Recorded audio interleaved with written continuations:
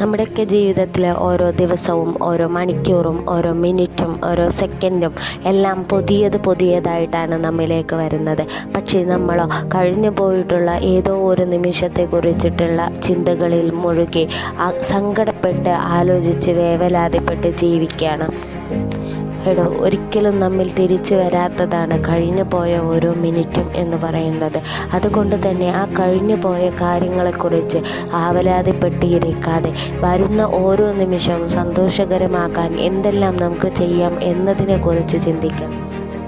നമ്മുടെ ജീവിതം സന്തോഷകരമാക്കുന്നതിൽ ഏറ്റവും മുഖ്യ പങ്ക് വഹിക്കുന്നത് നമ്മൾ തന്നെയാണ്.